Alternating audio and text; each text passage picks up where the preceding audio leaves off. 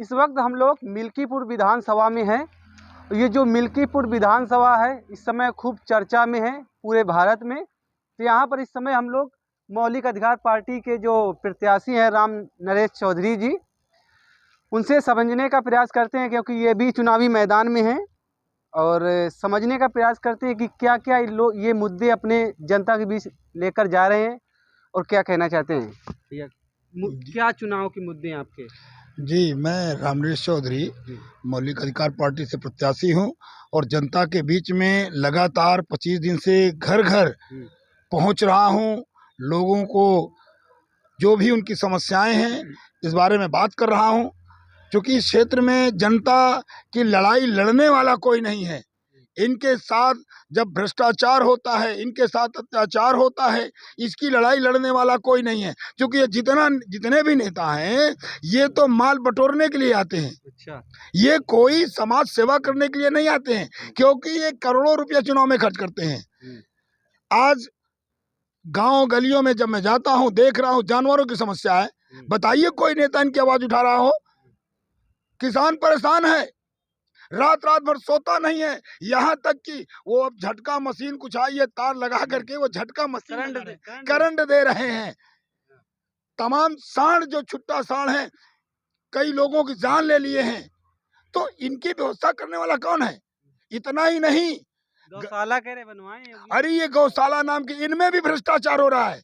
और इस भ्रष्टाचार को दूर करने के लिए इस मौलिक अधिकार पार्टी मैदान में आई है, क्योंकि राजनीतिक भ्रष्टाचार जब दूर होगा तब ये नीचे का भ्रष्टाचार दूर होगा। आज यदि मुझे आप बताइए, यदि कोई 1 करोड़ 2 करोड़ रुपया खर्च कर रहा है तो काहे खर्च कर रहा है, ये बता दीजिए। समाज सेवा के लिए खर्च कर रहे हैं क्या? नहीं ना। ये यदि 2 करोड़ 1 करोड़ खर्च करते हैं तो 50 करोड़ कमाएंगे। विधायक बनने के बाद 4 बार 5 बार विधायक बन गए, सांसद बन गए, और फिर इसके बाद भी हम बेटे को क्योंकि पैसा कमाना है ना।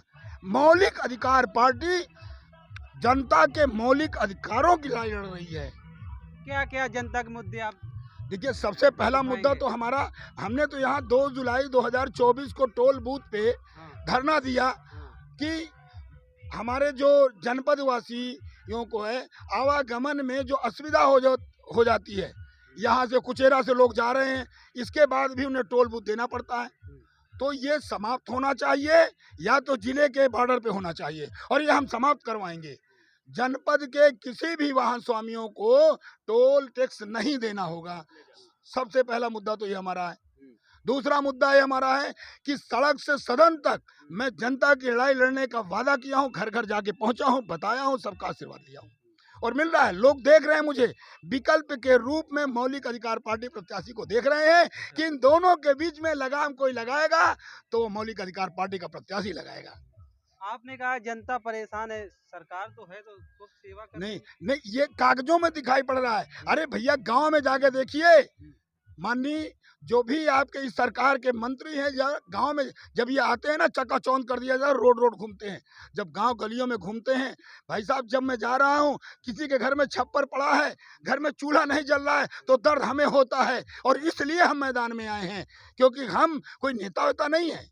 मौलिक अधिकार पार्टी मौलिक अधिकारों को दिलाना चाहती है। तो उनसे, जैसे आपने कहा घर नहीं है तो सरकार आवास दे रही, तो पूछा आपने कि कभी आवास मिला? हाँ, पूछा, तो बिल्कुल पूछा। हाँ। वो कहते हमारी सुनते नहीं, प्रधान नहीं सुनते, सेक्रेटरी नहीं सुनते, और फिर पैसा मांगते हैं, मतलब भ्रष्टाचार।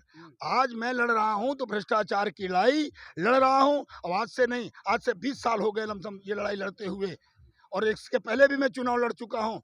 आज ये मैं चाहता हूँ जनता मिल्कीपुर से कि हमें ये रास्ता खुलेगा और इन पर हम नकेल लगाएंगे, लगाम लगाएंगे। जैसे बीजेपी पार्टी है, समाजवादी पार्टी है, कैसे इनसे आप? देखिए, बिल्कुल मैं आपको बता देना चाहता हूँ, ये सही है कि ये इनके पास कौरव सेना है, सब कुछ है, राजपाट है, लेकिन पांडवों के पास कुछ नहीं था ना। हम सत्य की लड़ाई लड़ रहे हैं, जनता की लड़ाई लड़ रहे हैं। ये रोड पे दिख रहे हैं, लेकिन हम जनता के दिलों में बस रहे हैं। मैं जनता के बीच में जा करके तो निश्चित तौर से इनसे हम लड़ेंगे और जीतेंगे।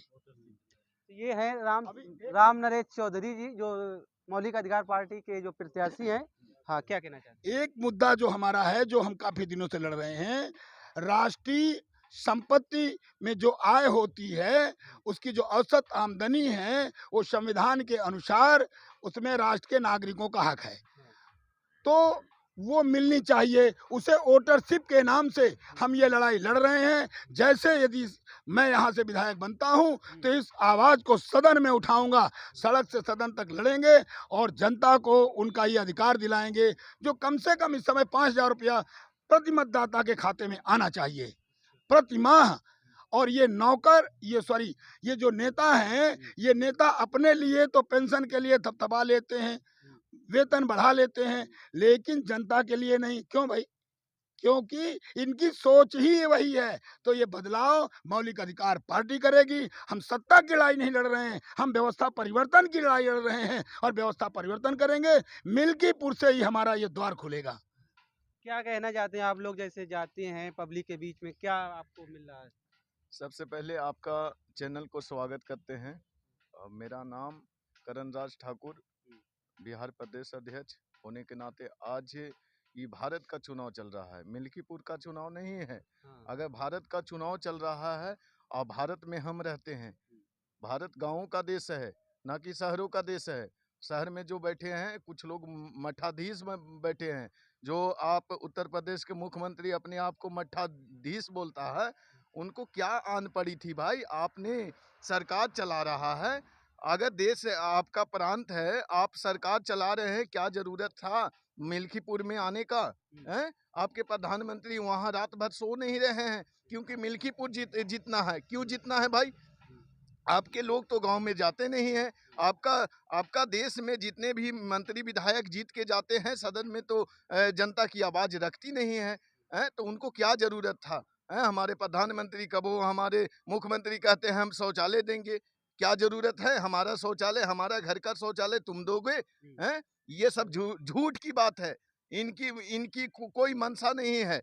अरे मंशा है तो हमारा जो मौलिक अधिकार पार्टी का जो है, बाबा साहब इतना बढ़िया संविधान दिए, बाबा साहब संविधान में लिख दिए कि वोटरशिप मतलब मिलना चाहिए हर एक मतदाता का। 18 बरस का जो नौजवान हो जाता है और 18 बरस का नौजवान अगर वोट लायक है तो उसको जब तक वो जिएगा तब तक उसका वोटरशिप मिलना चाहिए। क्यों नहीं मिलना चाहिए?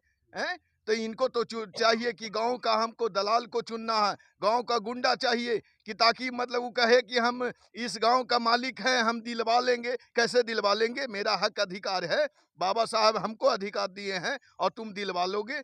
नहीं, ये सब इन सबों नेता का मतलब उन सबों को चुना हुआ दलाल हैं और ये कुछ करने नहीं जा रहे हैं। मिल्कीपुर मतलब भारत का एक अलग चुनाव दृष्टिकोण से ये चुनाव हो रहा है और हम लोग मौलिक अधिकार पार्टी के हमारे माननीय जेपी शास्त्री ने कसम खाया है कि अगर हम टेलर खेल रहे हैं और बिहार में अभी तुरंत हम एक लड़ाई लड़ने जा रहे हैं और हम हो सकता है कि बिहार विधानसभा में भी हमारे मौलिक अधिकार पार्टी का कोई न कोई प्रत्याशी होगा, बाबा साहेब का प्रत्याशी होगा, ये भारत का प्रत्याशी होगा। जो मौलिक अधिकार जो बाबा साहेब लिखे हैं कि तुमको मौलिक अधिकार दिलाएंगे, हर एक नागरिक का मौलिक अधिकार दिलाएंगे, मौलिक अधिकार मिलता है क्या? नहीं मिलता है मेरे दोस्त। हम आपके चैनल के माध्यम से कहते हैं कि जब तक हमारे लोग सदन में जाएंगे, हमारा बखूबी जो समस्या है उसको समाधान करने का। अच्छा, ये जो मिल्कीपुर तब आया लोगों की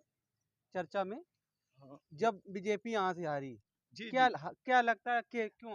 हम बताना चाहते हैं सर। हाँ। मिल्कीपुर इनको नींद तब खुली जब यहाँ से माननीय जो यहाँ का विधायक थे और इन्होंने राम मंदिर का बोला कि हम हिंदू का सबसे बड़ा तीर्थ स्थल बनाना चाह रहे हैं, हम राम मंदिर बनाना चाहते हैं, हमको राम को लाए थे तो हमको यहाँ का जनता हमें भी लाएगा। मगर जनता इतना मूर्ख थोड़े है, तुमने राम को लाया और तुम कहते हो हम भगवान राम हैं, तब भगवान राम से भी तो तुम बड़े हो और भगवान को तुम ला रहे हो, तुम पैदा कर रहे हो। मूर्ख जनता समझ गई इस बात को। जनता समझ गई कि राम को हम भगवान जिनको मानते हैं, आस्था है हमें, और ये मोदी जी ला रहे हैं, जोगी जी ला रहे हैं। लग रहा है कि राम जी आज पैदा हुए हैं। ये सब समझते हुए मतलब यहाँ की जनता उनको सबक सिखाया और अवधेशवासी को यहाँ से जिता के सदन में भेजा। मगर उनको भी हम अवधेशवासी साहब को आपके चैनल के माध्यम से बोलना चाहते हैं कि आप भी उनसे कम नहीं हैं। क्या अनपढ़ी थी? अगर आप लड़ना ही चाहते तो कोई कार्यकर्ता को लड़ाते। आपका बेटा क्या है? आपका बेटा जरूरत था? हैं? आप सदन में क्या बोलेंगे? आप तो कुछ बोलेंगे नहीं साहब। आपका बेटा क्या बोलेगा? कुछ नहीं बोलेगा। अगर कोई बोलेगा तो मिल्कीपुर की जनता का अगर असली सेवक है, असली बेटा है, वो मौलिक अधिकार पार्टी से निकल के जाएगा और उत्तर प्रदेश की सदन में तहलका मचाएगा, उनका समस्या को रखेगा। चलिए, तो ये मौलिक अधिकार पार्टी के कार्यकर्ता थे और प्रत्याशी हैं। फिलहाल आप लोग इनकी बातों से कितना सहमत हैं, अपनी राय कमेंट बॉक्स में दे सकते हैं। धन्यवाद।